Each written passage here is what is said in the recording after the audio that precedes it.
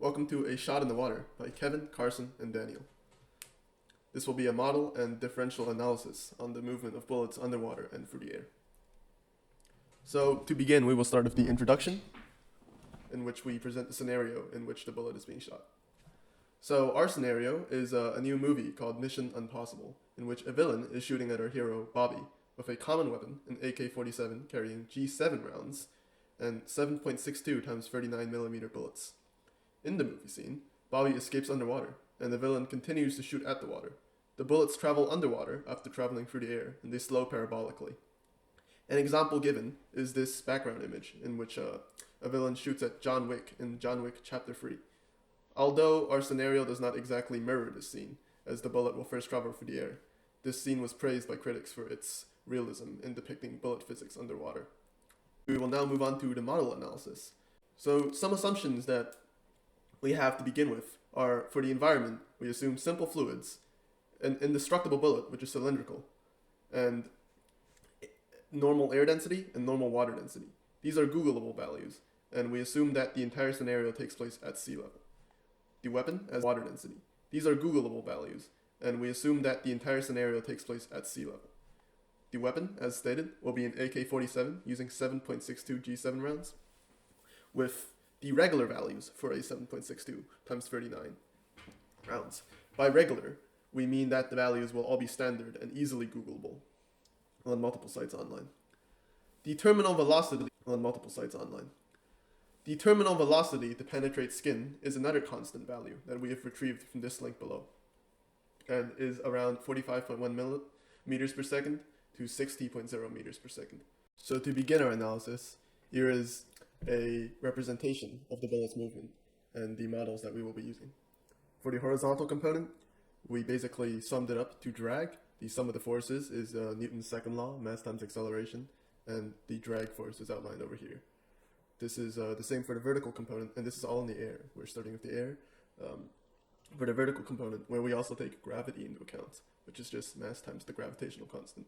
The heights can be outlined here, where the depth of the pool is outlined to be 3 meters, which is the depth of an average pool, and the bullet is shot at a height of 1.7 meters, although later this is taken as a variable for an interactive Desmos graph.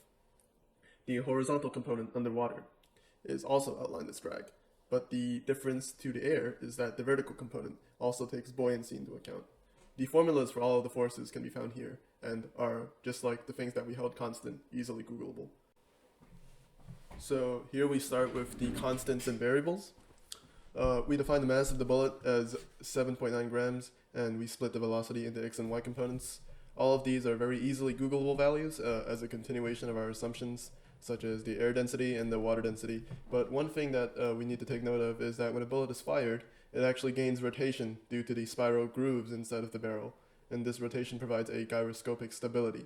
And this means that any external forces result in an opposite force that actually keeps the bullet traveling straight.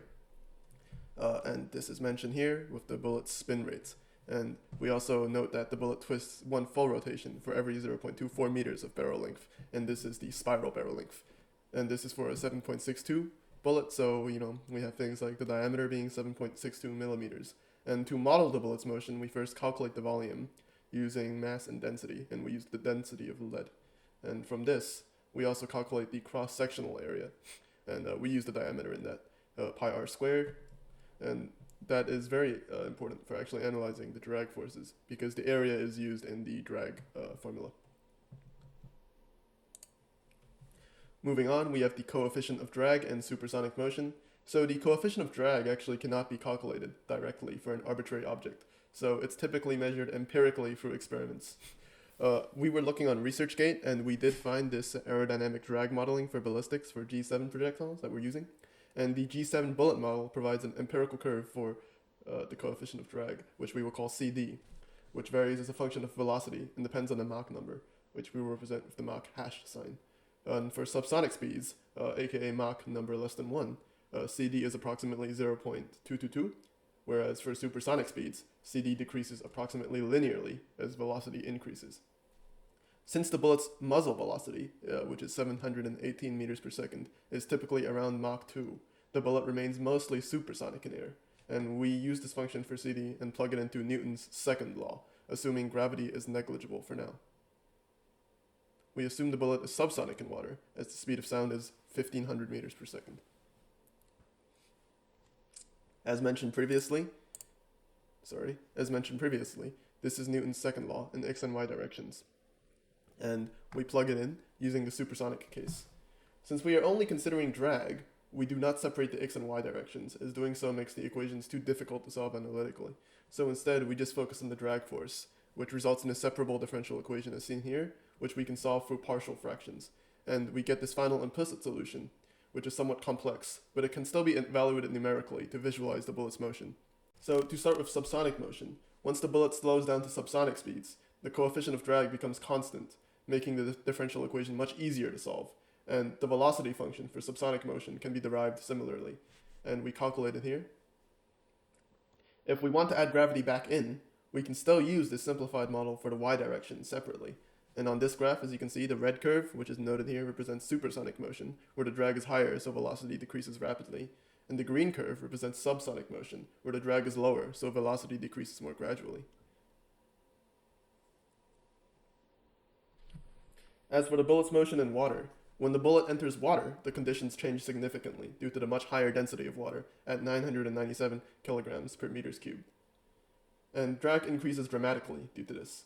Gravity and buoyancy act in opposite directions, and they often cancel out, so we just ignore them in some cases. And the bullet's velocity decreases much faster than in air, as you can see by this purple curve over here. We have a similar equational setup where we calculate the constants, as before. So one phenomenon that we should consider is bullet skipping, in which, as shown by this video demonstration over here,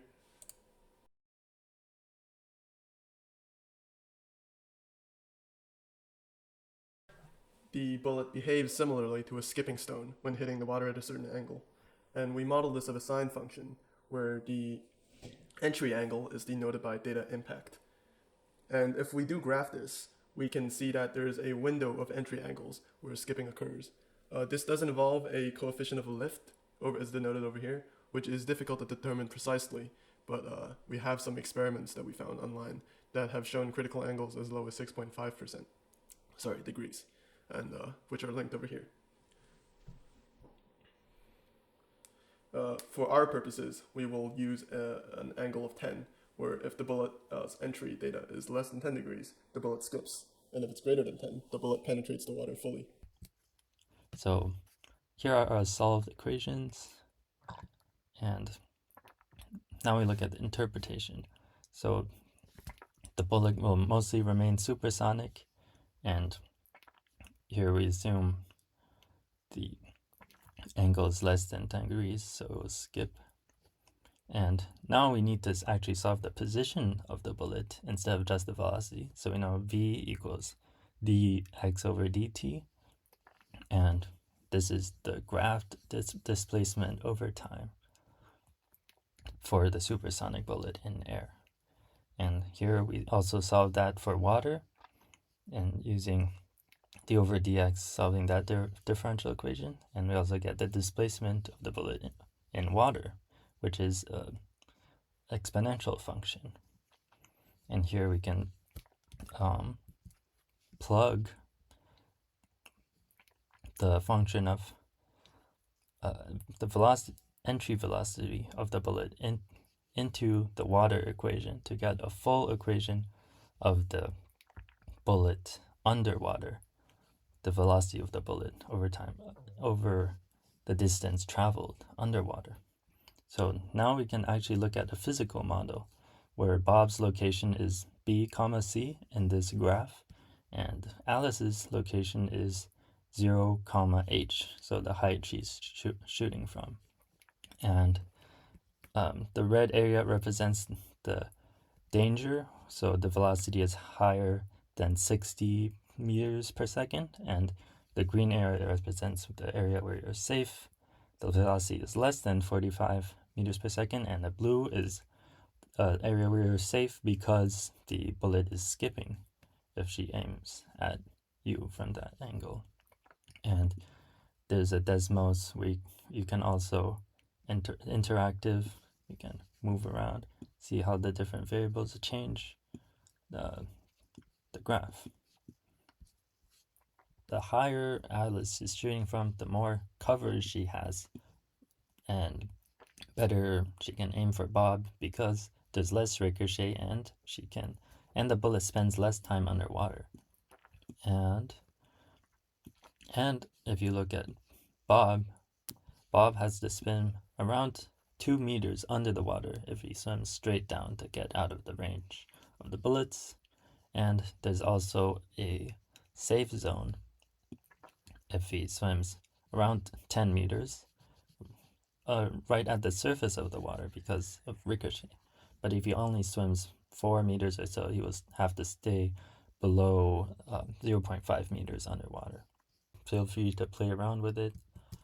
And so now the reality check. Sometimes the bullet deforms as it enters the water due to the force of impact and the stress placed on the bullet itself. So this depends on the material of the bullet. And in addition, the bullet also spins as it's moving, so this will change the drag coefficient and impart a lot of other different forces on it.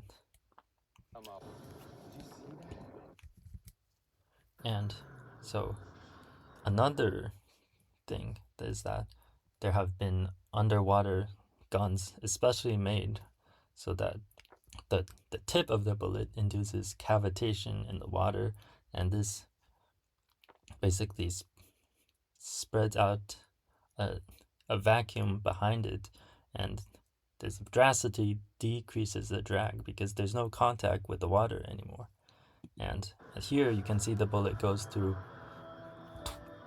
many blocks of gelatin, whereas our bullet would only go through one. An AK round would probably only go through one. And did an episode where they found larger bullets and faster bullets slow down faster than smaller and slower traveling ones. So this is due to fragmentation, and so as the velocity increases, our model becomes less accurate.